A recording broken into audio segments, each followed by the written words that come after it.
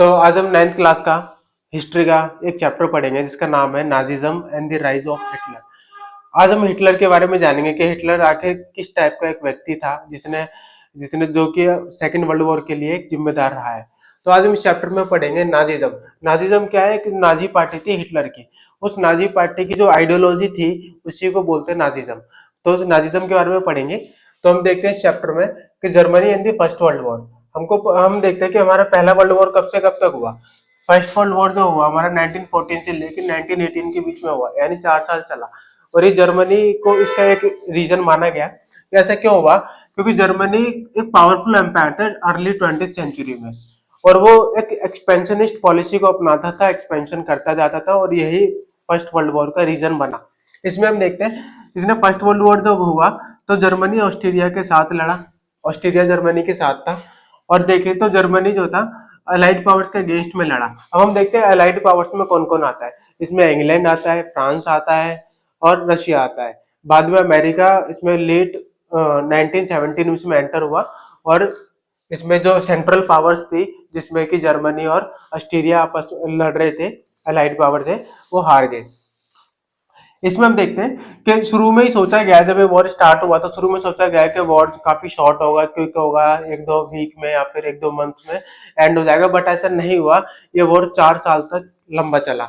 इसमें क्या हुआ, इसमें यूरोप का सबसे ज्यादा नुकसान हुआ, उसके सारे रिसोर्सेज एग्जॉस्ट हो गए। और शुरू शुरू में ये लग रहा था कि Germany initial power military gain मिल रहा था, तो ऐसा लग रहा था कि जर्मनी जीत जाएगा, और उसने कुछ फ्रांस के, कुछ ब्रिटेन के कुछ एरियाज पे ऑक्यूपाई भी कर लिया था। लेकिन ऐसा नहीं हुआ। जैसे 1917 में अमेरिका ने एंटर किया अलाइज पावर्स में, वैसे अलाइज पावर्स काफी स्ट्रांग हो गए, और उसमें जो सेंट्रल पावर्स थे उनको डिफीट का सामना करना पड़ा, जर्मनी को हार का सामना करना पड़ा। आगे हम देखते हैं, आगे इस चैप्टर में पढ़ते हैं एंड ऑफ इंपीरियल जर्मनी। अब जर्मनी में जो इंपीरियल रूल था और जर्मनी एक पावरफुल जो पावर था वो कहीं ना कहीं अब खत्म हो गया। अब हम देखते हैं कि इंपीरियल रूल था, यानी वहां पे जो वहां का जो किंग था, केसर, वहां का एम्परर था, उसको अपनी गद्दी छोड़नी पड़ी इस हार के बाद। उसके बाद हम देखते हैं जब वहां पे क्या हुआ, इससे पॉलिटिकल वैक्यूम क्रिएट हो गया, और पॉलिटिकल पार्टीज को इकट्ठा होना पड़ा एक एक नई सरकार बनाने के लिए। इसी ने वहीं पे एक डेमोक्रेटिक सरकार की नींव को रख दिया था। अब हम देखते हैं आगे कि फॉर्मेशन ऑफ वेमर रिपब्लिक। अब वेमर रिपब्लिक कैसे बना? वेमर रिपब्लिक को देखते हैं तो नेशनल असेंबली मिली वेमर में, तो वहीं पे एक कॉन्स्टिट्यूशनल, एक डेमोक्रेटिक कॉन्स्टिट्यूशन स्टैब्लिश कर दिया गया जर्मनी के अंदर। एक जर्मनी एक रिपब्लिक बन गया। रिपब्लिक क्या होता है? रिपब्लिक होता है जहाँ पे जो हेड ऑफ द स्टेट होता है वो इलेक्टेड होता है। जैसे कि फॉर एग्जांपल इंडिया में देखें, इंडिया का जो प्रेसिडेंट होता है जो कि हेड ऑफ द स्टेट है वो इलेक्टेड होता है। तो जर्मनी एक फेडरल स्ट्रक्चर बन गया। फेडरल स्ट्रक्चर में क्या होता है, पावर्स क्या होती है, पावर डिफरेंट स्टेट्स में डिस्ट्रीब्यूट होती है। तो वही जर्मनी के अंदर भी हुआ। और वहां की जो राइक्सटैग था, वहां की जर्मन पार्लियामेंट का नाम था। और यूनिवर्सल एडल्ट फ्रेंचाइज वहां पे अगर जर्मनी की बात करें तो वहां पे सभी को इक्वल वोटिंग राइट्स दिए गए, मैन को, वीमेन को, सबको राइट्स दिए गए। उसके बाद हम देखते हैं, अब अगला टॉपिक हमारा है treaty of Versailles. Treaty of Versailles बहुत इंपॉर्टेंट माना जाता है, जिसको सेकेंड वर्ल्ड वॉर का रीजन भी माना जाता है। और क्योंकि इस ट्रीटी में ये जो फर्स्ट वर्ल्ड वॉर हुआ था उसके लिए जर्मनी को इसमें ब्लेम किया गया था, जर्मनी को जिम्मेदार ठहराया गया था। इसमें देखते हैं ट्रीटी ऑफ वर्साइल्स हमारी 1919 में हुई थी, जिसमें क्या हुआ था, जो अलाइड पावर्स थी उन्होंने जर्मनी के साथ की थी। अलाइड पावर्स ने जर्मनी को रिस्पॉन्सिबल ठहराते हुए इस वॉर के लिए उस पे हर्जाना, उस पर फाइन लगा दिया। और ये जर्मनी के लिए बहुत ज्यादा ह्यूमिलिएटिंग थी। कैसे थी इसमें हम देखते हैं। जर्मनी इस ट्रीटी के बाद जर्मनी ने अपना ओवरसीज जो कॉलोनीज थी उसको लॉस्ट कर दिया। और 1/10 जो पॉपुलेशन थी वो, क्योंकि जो इन हिस्सों पे जो अलाइड पावर्स ने कब्जा कर लिया था तो उनकी पॉपुलेशन उसमें 1/10 पॉपुलेशन चली गई थी। 13% उसने टेरिटरी को लॉस्ट कर दिया, अपने रिसोर्सेज को उसने खो दिया। 75% ऑफ आयरन एंड 26% कोल को उसने लॉस्ट कर दिया, अलाइड पावर्स ने उन पर कब्जा कर लिया। उसके अलावा हम देखते हैं कि जो टेरिटरीज थी हमारी, जो फ्रांस, पोलैंड, डेनमार्क, लिथुआनिया ने आपस में डिस्ट्रीब्यूट कर लिया था। तो इससे और क्या हुआ, जर्मनी को एक बहुत कमजोर बना दिया गया, उसको डिसेबल बना दिया गया। कैसे? उसके उसके मिलिट्री पावर को लगभग खत्म कर दिया गया था, बहुत ज्यादा कमजोर कर दिया गया था, ताकि जर्मनी फिर से कोई लड़ाई ना लड़ सके। तो उसको डिमिलिटराइज्ड कर दिया गया था और उसको वॉर के लिए गिल्ट माना गया था और उस पे 6 बिलियन यूरो और उस पे फाइन लगा दिया गया था, जो कि वो बाद में जब वो अपना फाइन नहीं चुका पाया तो उसके जो राइनलैंड है उस पे फ्रांस ने कब्जा कर लिया था। आगे हम देखते हैं public reaction of Weimar Republic. अब पब्लिक का जो वेमर रिपब्लिक के लिए जो रिएक्शन था वो अच्छा नहीं था, क्योंकि वो वेमर रिपब्लिक को जर्मनी की हार का जिम्मेदार मानने लगी थी कि जर्मनी की जो और जो ट्रीटी ऑफ वर्साइल्स हुई थी वो जर्मनी के लिए काफी काफी ह्यूमिलिएटिंग थी, जिसके लिए उसने जो वहां की पब्लिक थी वो वेमर रिपब्लिक को रिस्पॉन्सिबल मान रही थी। तो अब देखते हैं हम, अब ये वेमर रिपब्लिक के बारे में ही दे रखा है जो हमने अभी मैंने डिस्कस किया है। अब हम देखते हैं यहाँ पे the effect of the war. War का इफेक्ट पढ़ते हैं क्या हुआ। अब सबसे ज्यादा, क्योंकि ये जो वॉर है ये यूरोप में लड़ा गया था, इसमें यूरोप के कई सारे देश शामिल थे, तो यूरोप एक लड़ाई का अखाड़ा बना हुआ था और सबसे ज्यादा लॉस यूरोप को हुआ। यूरोप को यहाँ पे साइकोलॉजिकली और फाइनेंशियली काफी ज्यादा लॉस हुआ, डैमेज हुआ।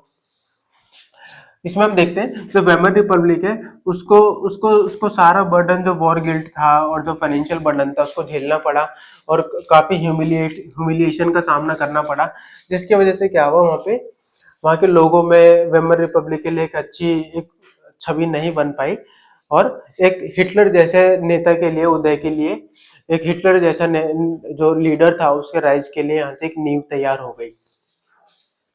आगे देखते हैं जो जो एक नवंबर क्रिमिनल्स क्या है। नवंबर क्रिमिनल्स ये है जो कुछ कंजर्वेटिव्स थे, कंजर्वेटिव जो सोशलिस्ट, कैथोलिक और डेमोक्रेट्स को ब्लेम करते थे कि आपकी वजह से जर्मनी को इतना ह्यूमिलिएशन का सामना करना पड़ा है, आप ये हार का रीजन मानते थे, तो इसको बोलते हैं नवंबर क्रिमिनल्स।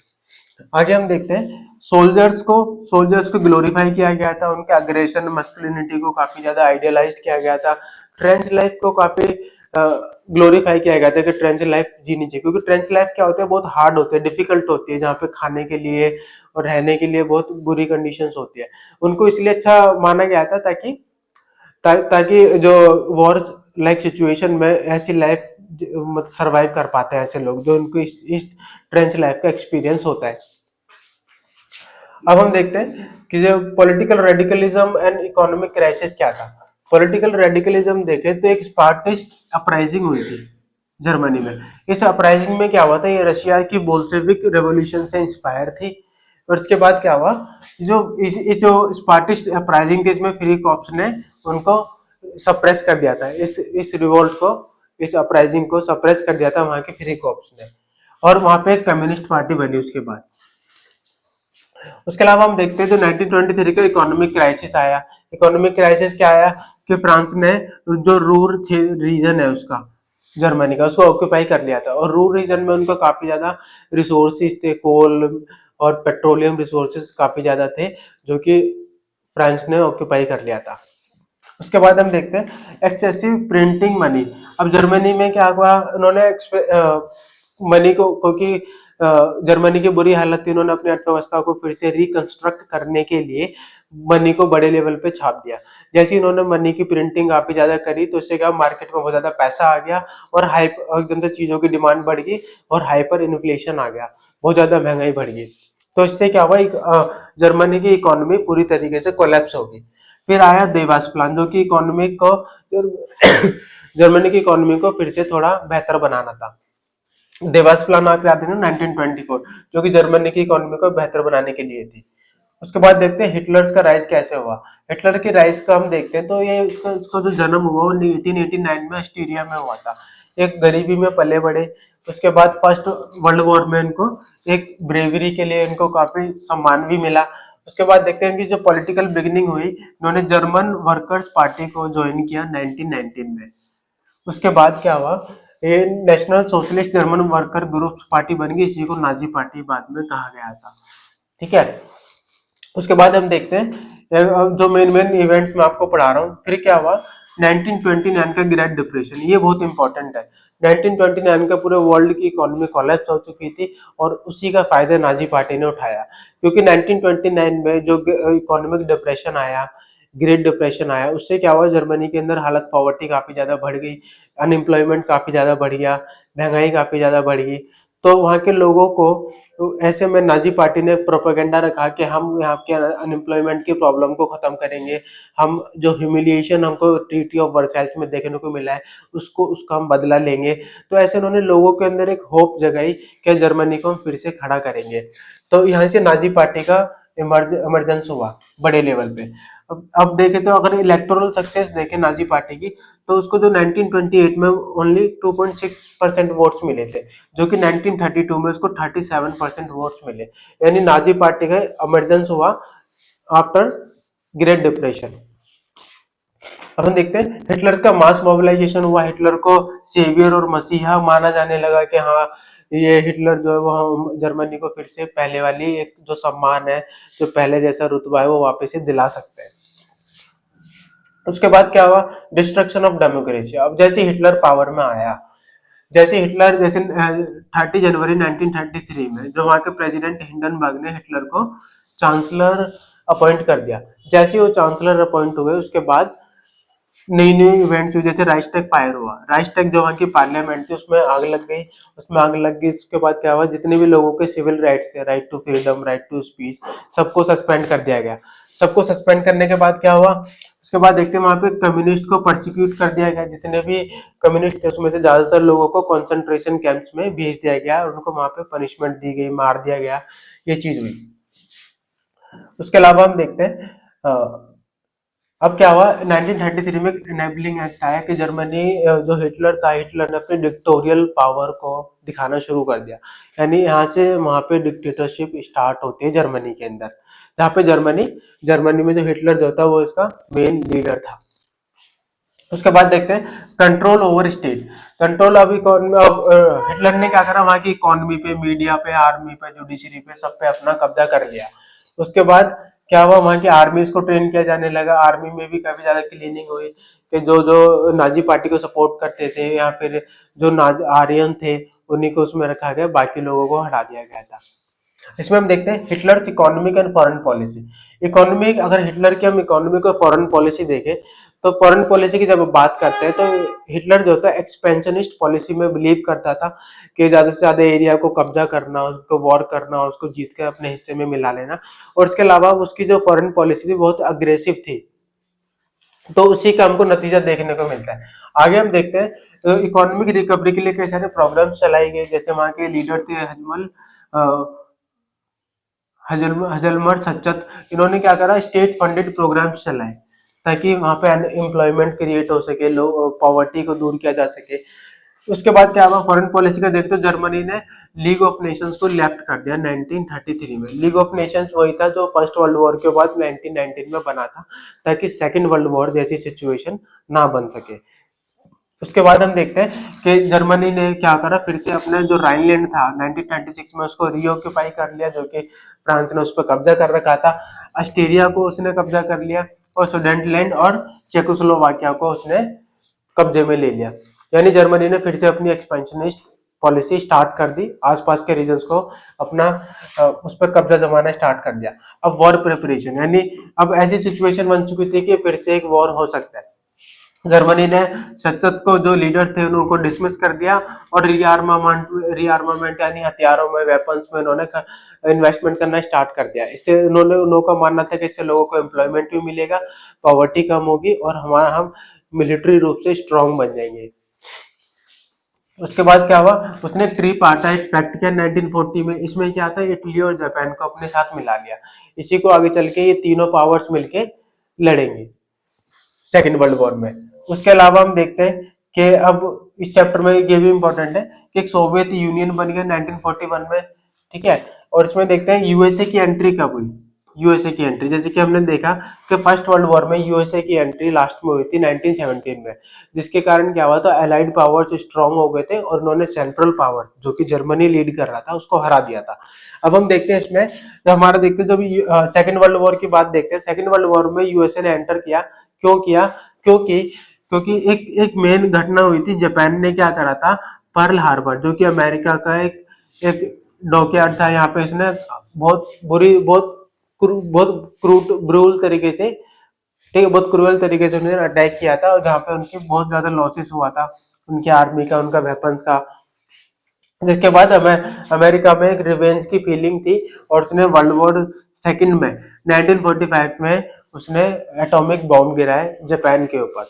जापान के ऊपर एटॉमिक बॉम्ब गिरते जो कि दो सिटीज पे गिरा था, हिरोशिमा और नागासाकी पे। हिरोशिमा पे 6 अगस्त को गिरा था और नागासाकी पर 9 अगस्त को गिरा था। इसके बाद जापान ने घुटने टेक दिए और सेकेंड वर्ल्ड वॉर सितंबर में एंड हो गया था। उसके बाद देखते हैं नाजिस। अब नाजिस के बारे में पढ़ते हैं कि नाजी पार्टी का क्या वर्ल्ड व्यू था। नाजी के आइडियोलॉजी देखते हैं। उनकी आइडियोलॉजी कैसी थी? उनकी आइडियोलॉजी थी रेसिस्ट आइडियोलॉजी। रेसिस्ट आइडियोलॉजी यानी कि वो आर्यंस जर्मन को सुप्रीम मानते थे और बाकी जो पोल्स हैं, फ्रेंच हैं, रशियंस हैं, उनको वो इंफीरियर मानते थे। जीव्स, खासकर जीव्स से बहुत नफरत करते थे, जिसको हम आगे देखेंगे।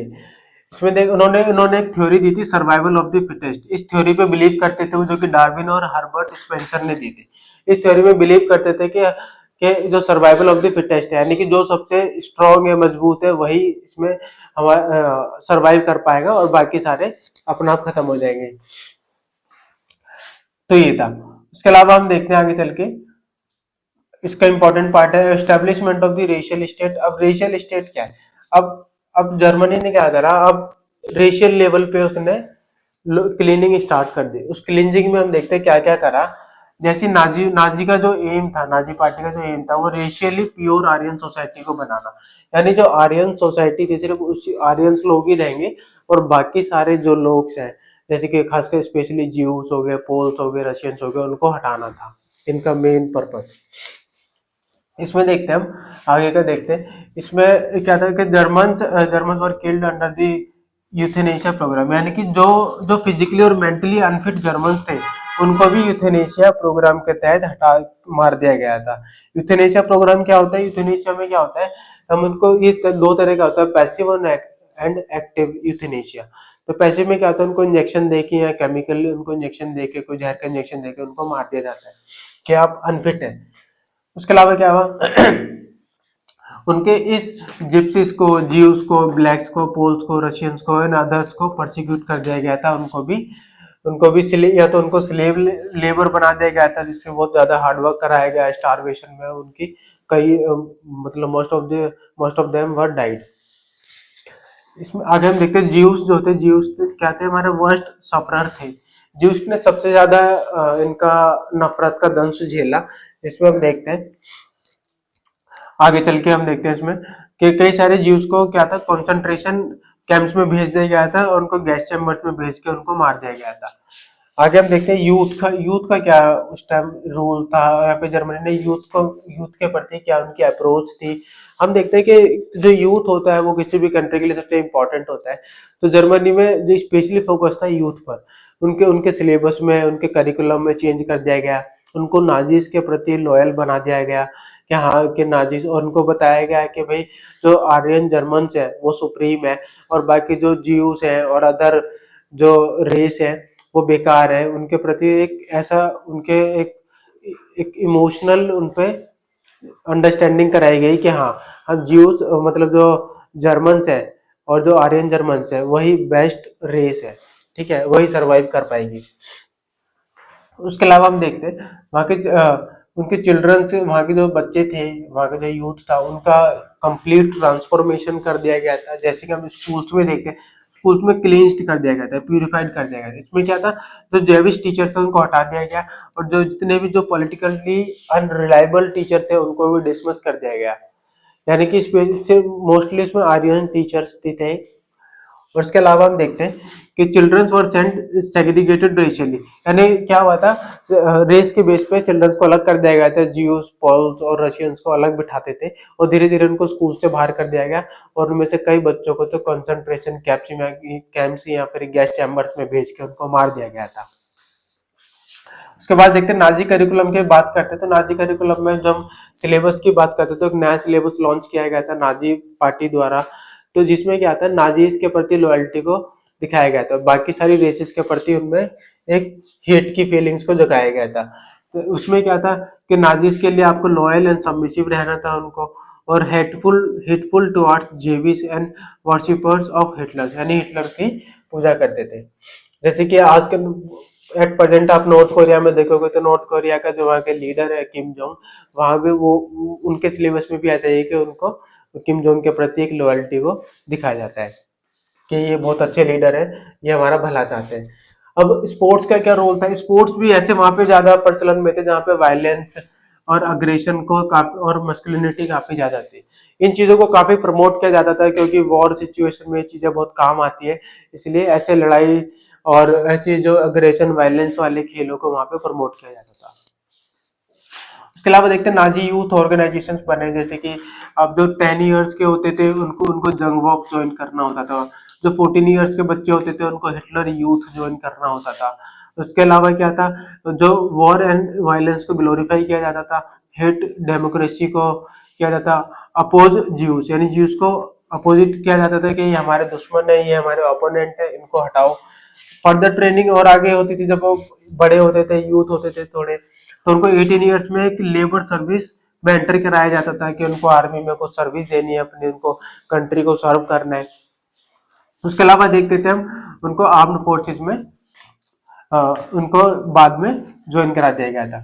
कंट्रोल ओवर यूथ मूवमेंट्स, अब यूथ मूवमेंट्स के ऊपर कंट्रोल की बात करते हैं तो एक नाजी यूथ लीग बन गया था जो कि 1922 में बना था, और इसको हिटलर यूथ बना दे, इसका नाम चेंज करके हिटलर यूथ कर दिया गया था 1926 में। अब हम देखते हैं explain the Nazi and cult of motherhood. जैसे कि हमने यूथ के बारे में पढ़ा है, ऐसे वहां पे पढ़ते हैं मदरहुड के बारे में कि वहां पे विमेन्स की हालत कैसी थी, विमेन्स को किस तरीके से देखा जाता था, मदरहुड कैसा था।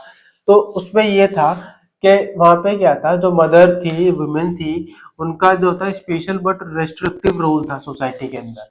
वो लोग, वो सिर्फ ये था, जो विमेन्स का रोल था कि प्योर आर्यन चिल्ड्रंस को जन्म देना, ये उनका मेन रोल था। और क्या करना था, उनको बस बियरर ऑफ आर्यन चिल्ड्रन बताया गया था। और इसमें क्या था, जो बॉयज थे उनसे एक्सपेक्ट, उनको ट्रेनिंग दी जाती थी, उनसे एक्सपेक्ट किया जाता था एग्रेसिवनेस, मस्कुलिनिटी एंड स्ट्रांगनेस, ये था। लेकिन जो विमेन थी उनके लिए obedient, homemaker, good mothers, इस तरह के उनके जो रोल्स थे उनको बता दिया गया था, उनको डिफाइन किया गया था, ये आपका रोल है। उसके अलावा हम देखते हैं role of mothers in Nazi ideology, कि हिटलर ने 1933 में एक स्टेटमेंट दी थी जिसमें बोला था उन्होंने, in my state the mother is the most important citizen, यानी मदर को बहुत इंपॉर्टेंस दी गई थी, स्पेशली इसीलिए कि वो एक प्योर नाजी, एक प्योर प्योर जर्मन जो आर्यन थे चिल्ड्रन को वो जन्म देंगी। उसके अलावा हम देखते हैं जो मदर्स थी वो उनको भी इक्वली ट्रीट नहीं किया गया था। तो इसमें हम देखते क्या कि जो रेशियली अनडिजायरेबल आर्यन चिल्ड्रन थे, ठीक है, जो रेशियली अनडिजायरेबल आर्यन चिल्ड्रन, इसके लिए क्या होता था, जो भी मदर इस तरह के बच्चों को जन्म देती थी उनको सोसाइटी में वो ऑनर या वो सम्मान नहीं मिलता था। उसके अलावा हम देखते हैं इसमें rewards for the Aryan mothers. जो आर्यन मदर्स में क्या था, जो आर्यन मदर्स थी उनको, उनके लिए कुछ स्पेशल सुविधाएं दी जाती थी, जैसे कि उनको बेटर ट्रीटमेंट दिया जाता था हॉस्पिटल्स के अंदर, उनको शॉप्स पे कंसेशन दिया जाता था, थिएटर, रेलवेज पे फेयर्स में उनको कंसेशन मिलता था। उसके अलावा क्या था, कई सारे अवार्ड्स थे उनके लिए, जैसे कि ब्रॉन्ज, जैसे कि 4 बच्चों के लिए ब्रॉन्ज अवार्ड मिलता था, 6 चिल्ड्रन पे सिल्वर अवार्ड मिलता था, और 8 या ज्यादा चिल्ड्रन थे तो उनके लिए उनको गोल्ड अवार्ड मिलते थे। इस तरह की जो चाइल्ड प्रमोट करने की पॉलिसी वहां पे अपनाई गई थी, वो भी आर्यन प्योर जो थे बच्चे उनके लिए। और जो जो वैसी विमेन थी जो कि रेशियली अनडिजायरेबल चिल्ड्रंस को जन्म दिया करती थी, उनको पनिश किया जाता था। पनिशमेंट कैसी होती थी, उनको पब्लिकली ह्यूमिलिएट किया जाता था, उनकी परेड निकाली जाती थी, उनके हेड को शेव कर दिया जाता था, उनका ब्लैक एंड फेसेस कर दिया जाता था, तब जाके उनकी परेड कराई जाती थी। इससे उनको सोशली काफी ज्यादा ह्यूमिलिएशन होता था। उनको प्ले कार्ड्स स्टेटिंग एंड उसको काफी ज्यादा डिसऑनर किया गया था, ये चीज था। उसके अलावा देखते हैं explain art and propaganda used by Nazi regime. अब आर्ट एंड प्रोपेगेंडा क्या था, अगर हम इसके बारे में पढ़े तो इसमें क्या था कि जो वहाँ की मीडिया और सिंबल्स जो थे यूज किए जाते थे नाजी रिजिम में, तो उसमें यानी कि जो नाजी आइडियोलॉजी थी उसको आर्ट के थ्रू, मीडिया के थ्रू उसको फैलाया जा रहा था, लोगों तक पहुंचाया जा रहा था। इसमें क्या था, इसमें हम देखते हैं जैसे कि जो आर्ट, वहाँ की जो प्रेस थी और वहाँ की जो मीडिया थी उसमें जो नाजी लोग थे वो किल मर्डर जैसे वर्ड यूज नहीं करते थे ऑफिशियल कम्युनिकेशन में, ताकि लोगों के बीच में एक एक गुडविल बनी रहे सरकार की कि हाँ ये सरकार हमारी इतनी बुरी नहीं है। तो स्पेशल ट्रीटमेंट दिया जाता था। मास किलिंग्स वर डिस्क्राइब्ड यूजिंग कोडेड लैंग्वेज। कुछ कोड, जब भी मास किलिंग होती थी तो कोडेड लैंग्वेज का यूज किया जाता था, जैसे कि special treatment, final solution, euthanasia, selection and disinfection, इस तरह के वर्ड्स यूज किए जाते थे। डायरेक्टली वो नहीं बोलते थे हमको मास किलिंग करनी है या लोगों को मारना है। उसके अलावा हम देखते हैं गैस चैम्बर्स में भेज दिया जाता था। गैस चैम्बर्स को डिसइंफेक्शन एरियाज कहा जाता था, जिसमें कई सारे जो जीव्स थे और बाकी जो रेसिस थे उनको भेज दिया जाता था और उनको वहां पे मार दिया जाता था। उसके अलावा हम देखते हैं use of media and visual imagery. Media and visual imagery का क्या क्या यूज किया गया, जो पोस्टर्स थे, फिल्म थी, रेडियो, लीफलेट्स, कैची स्लोगन्स, इस तरह की चीजों का इस्तेमाल किया गया था। अब इनेमी इमेजेस की बात करें तो जो इनेमी थे, जो जीव्स थे, उनको दिखाया गया कि वो वीक है, डिजेनरेट है, एविल है, फॉरेन एजेंट्स है, इस तरह की छवि लोगों के अंदर बनाई गई। उनके लिए इस तरह का स्टीरियोटाइप जो जर्मन्स थे उनके माइंड में बनाया गया कि जो जीव्स है वो हमारे दुश्मन है, वीक है, कमजोर है। और उनके उनका उनको पिक्चर्स में दिखाया जाता था रैट्स, वर्मीन, पेस्ट की तरह, उनको कीड़े मकोड़े की तरह दिखाया जाता था। प्रोपेगेंडा फिल्म चलाई जाती थी, जैसे कि हमारी फिल्म का नाम है दी एटर्नल जियो। तो ये फिल्म थे हमारे जो दिखाते हैं कि जो जियोस है वो वाकई में एक एक इंफीरियर रेस है, अनफिट है, डरपोक है, इस तरह की चीजें उनको दिखाई गई थी।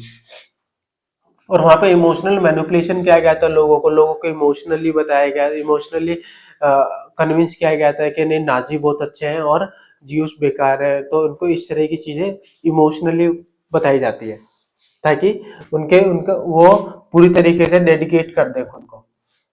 Ordinary people and the crimes against humanity. अब ऑर्डिनरी पीपल्स का क्या व्यू था वहां की नाजी पार्टी के लिए, तो उसमें देखते हैं सपोर्टर्स ऑफ द, एक तो वो था पहले टाइप के लोग, वो थे जो सपोर्ट करते थे, सपोर्टर्स जो नाजी आइडियोलॉजी को सपोर्ट करा, एक्सेप्ट करा, और पूरी दुनिया को वो नाजी आईज से ही देखा करते थे, नाजी लैंग्वेज को ही यूज किया करते थे।